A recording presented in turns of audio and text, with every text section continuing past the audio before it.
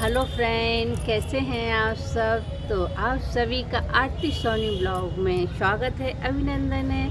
तो बताइए आप लोग कैसे हैं। मैं तो अच्छी हूँ और आप लोग भी अच्छे होंगे। तो करीब अभी शाम को 6 बज रहे होंगे और मैं आई थी छत पर। तो छत पे मैं कपड़े उठाने आई थी, तो मैंने देखा मौसम थोड़ा अच्छा खुला खुला सा था, तो मैं थोड़ा सा बैठ गई। आप लोगों को तो पता है ना, शायद मैंने किसी वीडियो में बताया है कि ये मेरी एक फेवरेट जगह है। जब मेरा मन उदास होता है, जब मेरा मन अशांत होता है और मुझे किसी से बात करने का मन नहीं होता है और अकेला रहने को मन करता है कुछ देर, तो मैं यहीं आके बैठती हूँ। मैंने एक दो वीडियो में बताया, मैं इधर ही आके बैठती हूँ और कुछ देर अपने पेड़ पौधों को देखती हूँ, कुछ देर बादलों को देखती हूँ और फिर कुछ समय ऐसे ही बैठती हूँ, आधा 1 घंटे 2 घंटे, जितना अगर लगेगा कि हाँ घर में इतनी देर बैठ सकती हूँ। बस उसके बाद फिर मैं चली जाती हूँ। तो मुझे अच्छा लगने लगता है, थोड़ा सा अपने आप को इधर रिलैक्स महसूस करती हूँ। तो बस आज भी मेरा मन कुछ अच्छा नहीं था, उदास था। तो क्यों था मुझे भी नहीं पता चलता क्यों उदास हो जाता है। बस थोड़ा उदास हो जाता है, कुछ मन नहीं करता है बात करने का, बोलने का, मतलब एक अपने आप से फीलिंग अच्छी नहीं होती है महसूस, ऐसा लगता है कुछ मन अच्छा नहीं है। तो और आप लोग बताइए, आप लोग कैसे हैं। और मैंने कभी ब्लॉग डाला है अपना एक श्री लड्डू गोपाल जी का छठी पूजन का और झूले का, तो आप लोगों ने उसे देखा कि नहीं। और अगर नहीं देखा है तो प्लीज़ जाकर देखिए आप लोग, आपको भी अच्छा लगेगा। वैसे मुझे हालांकि नहीं पता था कि मुझे वो ब्लॉग बनाना है। मैं तो मार्केट गई थी बेटे के साथ कुछ सामान दिलाने, तो बस रास्ते में पड़ा मंदिर, तो मुझे सौभाग्य प्राप्त हुआ कि मुझे छठी पूजन में, श्री लड्डू गोपाल के छठी पूजन में शामिल होने का मौका मिला। तो उसका मैंने भी एंजॉय किया, आनंद लिया उसका, और बहुत अच्छा लगा। तो आप लोग ब्लॉग में जाके ज़रूर देखिए किस तरह से मैंने उधर पे एंजॉय किया, कितना अच्छा लगा। और भगवान की भक्ति तो कहीं भी हो, जब मन अशांत हो ना, तो कहते हैं ना ईश्वर का नाम लो, वो थोड़ा कहते हैं ना ऊर्जा देते हैं आपको, एनर्जी वो जो अंदर ख़त्म हो जाती है ना, वो फिर से भर देते हैं। तो लेकिन मैं वैसे हमेशा भगवान का नाम लेती हूँ, पता नहीं क्यों। जब मेरा मन अशांत हो जाता है तो मुझे कुछ समझ नहीं आता है, बस आंखें बंद करती हूँ या ऊपर देखती हूँ तो बस ऐसे लगता है धुआं धुआं सा ही दिख रहा हो हर जगह। तो वैसे तो मैं हर वक्त ही भगवान का नाम लेती हूँ, लेकिन मैं जब कहना चाहिए ना अशांत मन हो जाता है, तब मुझे कुछ याद ही नहीं रहता है। तो अब मैं अपना सोच रही थी बैठे बैठे कुछ, तो मन हुआ चलो अपने फ्रेंडों से कुछ बात करती हूँ, यूट्यूब फैमिली से बात करती हूँ कुछ। तो 2-3 दिन से मैंने ब्लॉग भी नहीं डाला, शायद वो 2-3 दिन पहले ही डाला था मैंने, 30-31 को शायद डाला था। तो और आप लोग बताइए, आप लोगों ने हरतालिका तीज की तैयारी की है कि नहीं है। मेरे यहाँ तो 6 तारीख को हरतालिका तीज मनाई जाएगी, तो आप लोग भी तैयारी कीजिए। और हरतालिका तीज पे प्रसाद बनाया जाता है, कहते हैं हमारे यहाँ, तो बताते हैं कि गुजिया वगैरह का प्रसाद बनता है। तो मैं तो 1-2 दिन पहले बना के रख लेती हूँ, क्योंकि है ना फिर बाद में जब बनाओ ना उसी दिन, तो कोई हेल्प तो रहती नहीं है किसी से हमारी, तो कोई हेल्प के लिए नहीं रहता है, तो मैं अकेली पड़ जाती हूँ। तो पूरे दिन किचन में लगी रहूँ और फिर रात भर जागरण करूँ और फिर पूजन करूँ, तो फिर मुझे क्या है ना तबीयत ख़राब हो जाती है, मुझे पूजा नहीं कर पाती हूँ। तो ज़्यादातर तीजा पे है ना पूरी रात जगती हूँ ना, तो आधी रात से मुझे उल्टी वॉमिटिंग चालू हो जाती हैं। तो कभी कभी अच्छी भी निकल जाती है, ऐसा नहीं है। तो कभी कभी पिछली साल की तीजा मेरी बहुत अच्छी निकली थी, मुझे कुछ भी नहीं हुआ था, मतलब एक भी वॉमिटिंग वगैरह कुछ नहीं हुई थी, अच्छी निकली थी। क्योंकि चाय पानी कुछ भी नहीं पिया जाता है, पूरा 48 ही घंटे हो जाते हैं। रात के 12 बजे से चालू होता है, फिर दूसरे दिन सुबह 6 बजे करीब ही खुल पाता है, जब विसर्जन कर लेते हैं गौरा जी को। तो इस तरह से पूजा करते हैं हम लोगों के यहाँ। तो हम प्रसाद, हम तो एक मेरी बहन ने मुझे बताया, सिस्टर ने, कि तुम ऐसा किया करो, 1-2 दिन पहले बना लिया करो। तो हम भी 1-2 दिन पहले ही प्रसाद बना लेते हैं, क्योंकि उसमें पुआ वगैरह बनते हैं, गुजिया वगैरह बनती हैं, और उसमें गौरी माँ का श्रृंगार विशेष बनता है, वो पूरा चढ़ता है। तो मैं गौरी माँ का श्रृंगार वगैरह सब कुछ 1 या 2 दिन पहले बना लेती हूँ। जैसे मुझे लग रहा है कि 6 तारीख को है, तो मैं 4 को बनाऊँगी, कल बनाऊँगी मैं।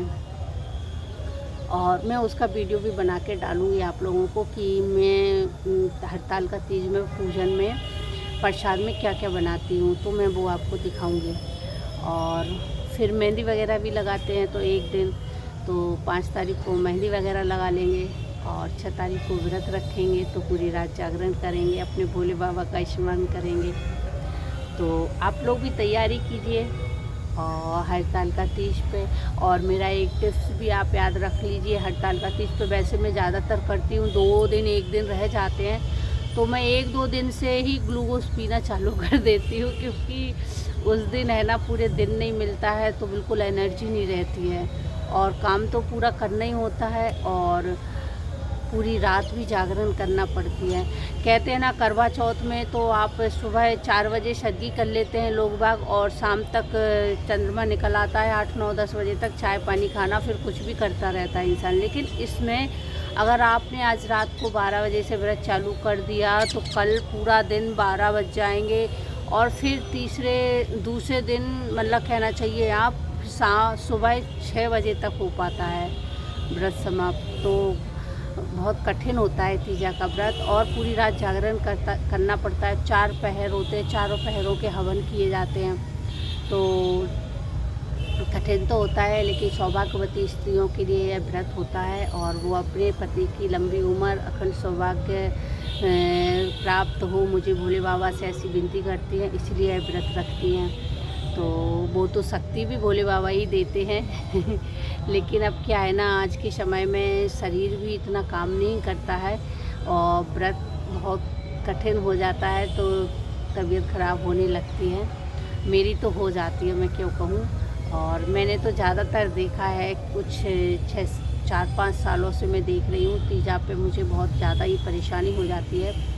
और 1-2 साल तो मेरी ऐसी कंडीशन हो गई थी तीजा पे, कि जैसे मैंने पहला होम होता है 8 बजे, तो मैंने पहला होम किया जैसे ही, और बस मुझे वॉमिटिंग चालू हो गई। मतलब मैंने आरती भी नहीं कर पाई। जो आरती और धूप बत्ती की स्मेल होती है ना, एकदम से वो कैसे एकदम पंखा वंखा बंद कर देते हैं, दिया जलता है तो, और वो एकदम से अंदर गई मेरे, और मुझे बस वॉमिटिंग आने लगी इतनी तेज़ कि मतलब कि जो कथा वगैरह पढ़ रहे थे वो तो सब मैंने कैसे सुनी वो हमें नहीं पता, और पूरी रात में ऐसे डली रही। अब हस्बैंड बोलने लगे कि हॉस्पिटल में एडमिट करा देते हैं, तो मैं नहीं गई।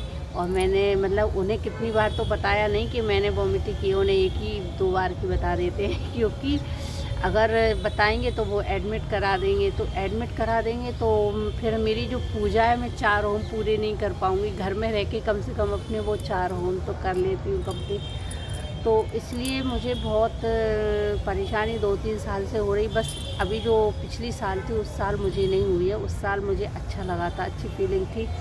तो मेरी दीदी लोगों ने, सब लोगों ने फ़ोन करके बात की, तो सब लोगों को, सबकी ही अच्छी कटी, और मेरी भी, मुझे भी। मैंने कहा, सबको टेंशन हो जाती है कि इसकी तबीयत ख़राब हो जाती है, तो इसलिए सब लोग मना भी करते हैं कि छोड़ दो, नहीं बन रहा है तो छोड़ दो।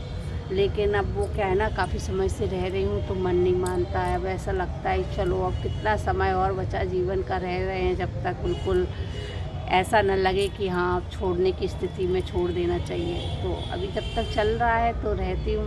और भोले बाबा का व्रत है तो वो मैं तो छोड़ना ही नहीं चाहती हूँ, भले ही वो किसी भी मकसद से रहें, तो मैं भोले बाबा का व्रत नहीं छोड़ना चाहती हूँ।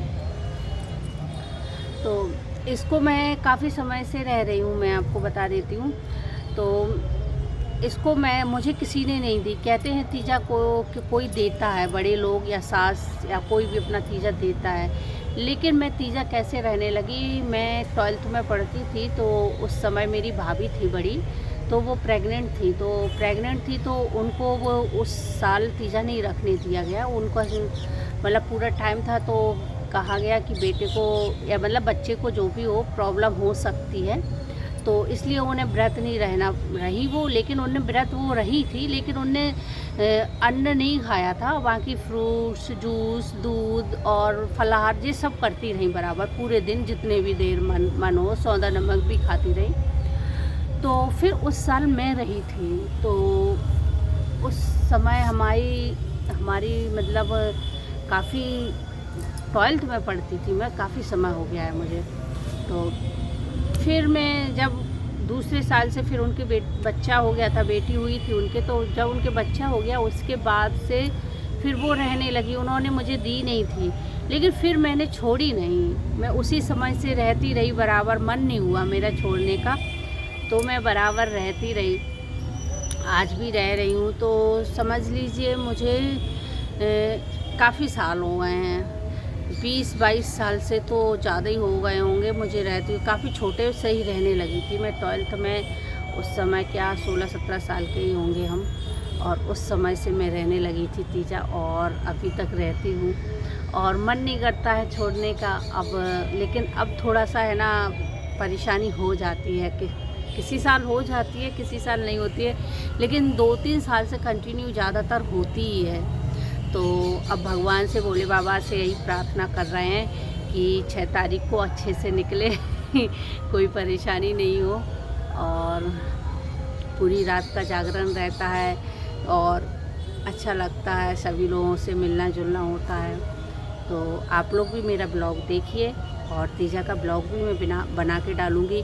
और अभी मैं कल जब प्रसाद बनाऊँगी ना, तो मैं प्रसाद का भी ब्लॉग बनाऊँगी, छोटा सा वीडियो बनाऊँगी भले ही, लेकिन ज़रूर बनाऊँगी। उसमें बताऊँगी आप लोगों को कि तीजा पे मैं प्रसाद में क्या क्या बनाती हूँ और क्या क्या हम लोगों के यहाँ ज़रूरी होता है, तो वो भी बताऊँगी। और मेहंदी लगाऊंगी मैं, तो वो भी वीडियो आपको डालूँगी। तो आप लोग बने रहिए मेरे साथ, तीजा तक पूरा ब्लॉग देखिए, और तीजा का भी ब्लॉग देखिए कि कैसे मैं पूजा करती हूँ। तो ये मैंने अपनी तीजा की कहानी बताई आपको कि मैं कितने समय से तीजा का व्रत करती हूँ और किस तरह से मैंने तीजा शुरू की है, और अब मन नहीं करता है छोड़ने का। तो भोले बाबा से बस यही प्रार्थना करती हूँ, इतनी शक्ति देना मुझे कि मेरी तीजा का व्रत अच्छे से निकले। तो अब लेते हैं आप लोगों से विदा, तो मिलते हैं आपको, और आप बने रहिए मेरे ब्लॉग में। और तीजा से, आज से लेके तीजा तक का ब्लॉग देखिए आप, डेली आपको ब्लॉग मिलेगा। 10 मिनट का वीडियो डालूँगी, चाहे डालूँगी ज़रूर। मिलते हैं, okay bye bye, okay bye bye, जय श्री राधे राधे।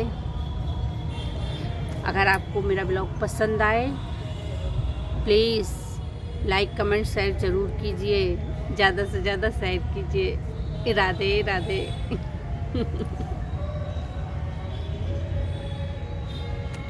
चलिए, मैं जाते जाते आप लोगों को एक भोले बाबा का गाना सुनाऊंगी, बस मन करता है सुना देती हूँ।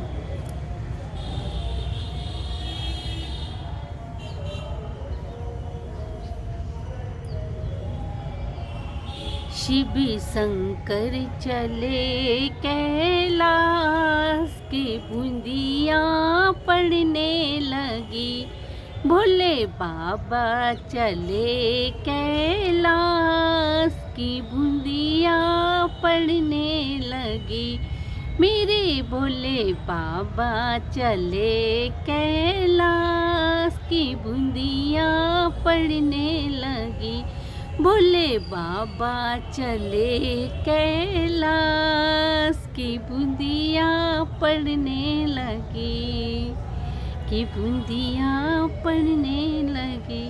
हरे हर महादेवा, ओम नमः शिवाय।